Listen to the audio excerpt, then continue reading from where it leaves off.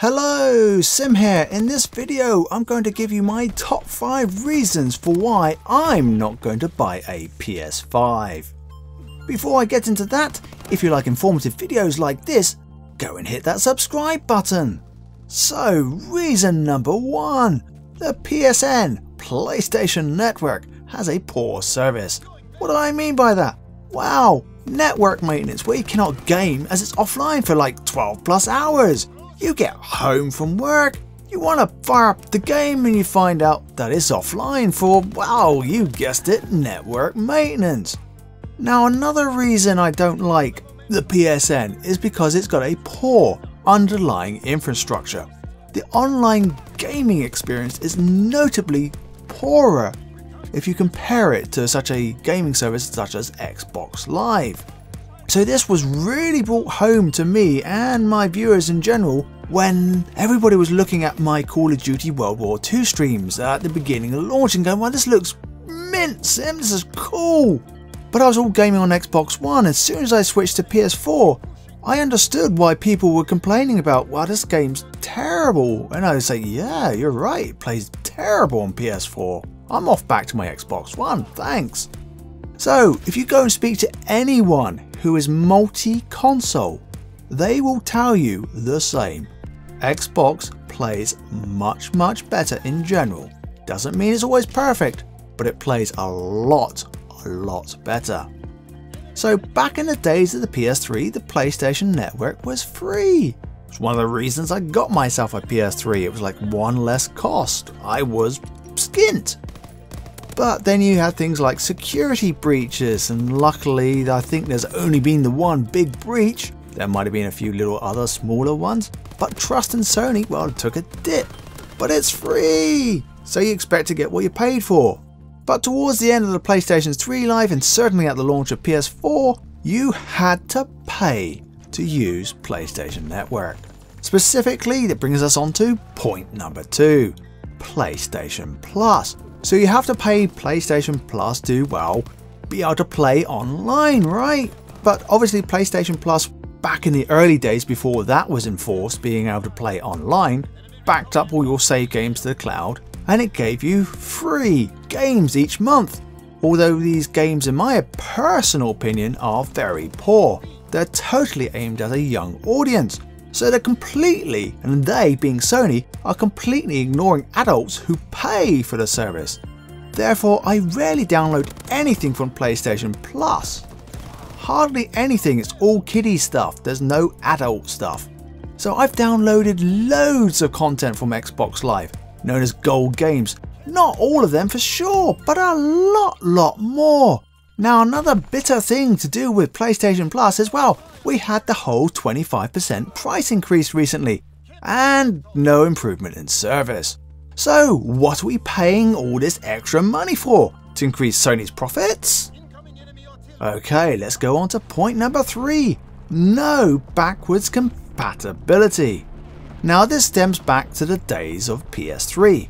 Back at the launch, when America got it first, they got PS2 backwards compatibility via the PS2 chip hardware being included. So when it got to Europe, that feature was removed. There was a massive backlash, loads of people cancelled their pre-orders. Now the PS3 was my first console, so it wasn't an issue for me. Back then, I had the fat PS3, so I got some software backwards compatibility and I picked up a few PS2 games just to try it out. Yeah, it worked. Okay, cool. But now step forwards to the PS4. No backwards compatibility again. However, if you want to play some of your old PlayStation games, then please go and buy them again. Sony's just rubbing their hands on that one, and ensure that you've got good internet to stream them off their virtual machines. So you get to pay twice and line Sony's pockets again. Now when it comes to PC gaming, you can always play your game collection on your next PC and the PC after that. Especially if you think of things like Steam and stuff, right? Now with the Xbox One, that also allows you to play 360 titles and some original Xbox titles too. Well, there's quite a few of those original companies that are gone bust, so that's why you don't get all of those. But the good thing about this is that you can take your collection with you within the Xbox ecosystem. So for example, when the Xbox 2 or whatever it's going to be called comes out, you'll be able to take your entire Xbox collection of games with you and play it on that Xbox 2. Sweet! So why not on PlayStation? Well, that brings me on to point number 4. Sony! They've seemed to totally lost touch with their gaming community. Or do they just not care about their hardcore gamers? They're just maybe perhaps focusing on casual gamers and sod the hardcore gamers. Perhaps they're only focusing on money and profit. Now don't get me wrong, businesses need to make profit, but it is a balance, and it appears to be a balance that Sony seems to have lost its, well, equilibrium. Back in the PS3 days, Sony was known for a poor communication, and when the PS4 was announced, we were all rooting for Sony to get it right, and perhaps they had actually listened. But now the honeymoon period, if you want to call it that, is well and truly over because, well, it did launch a few years ago now, right? And we've all been wishing for a better PSN service. And post that 25% increase for PlayStation Plus that allows you to play multiplayer games online, it's still a poor service. So let's go on to point number 5. Poor hardware choices. Hey, wait a minute, Sim, what do you mean by poor hardware choices? Well, the PS4 is great, right? It's miles better than the Xbox One. And I would agree with that statement.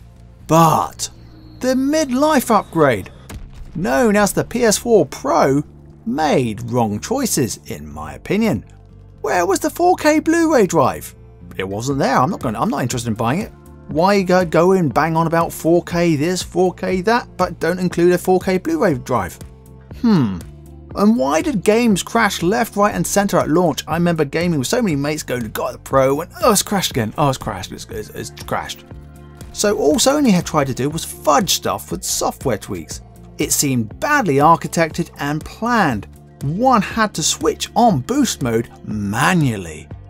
Now, post the Xbox One X, suddenly a few months post that, Sony's introduced super sampling within the past week or so. They've had it for a year. Why have they only decided to do it now? It's called competition. And Microsoft is really showing them.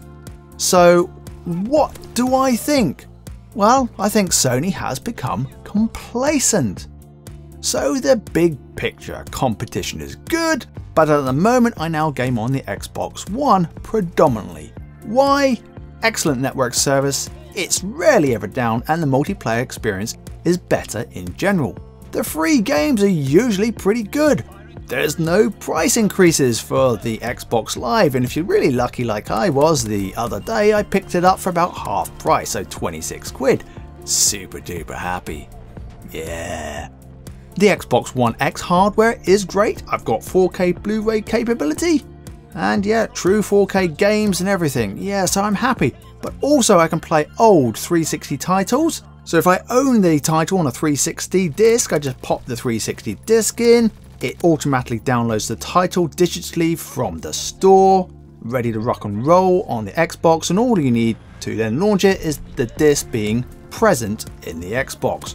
Obviously, like me, I didn't own the 360, so I can just buy 360 games from the store and play it straight off the bat, no probs. But it caters for both. Those who already own the game can still take it with them, and those who go, oh, I'd like to play that game because my mates are playing that, I'll just go and buy it offline or online even. So the positive thing about this that I'm trying to get to is I'll be able to take my entire game collection, Xbox One, 360 and OG, and play it on the next Xbox. But Sony is going to have to seriously up their game if they want me to buy their next console.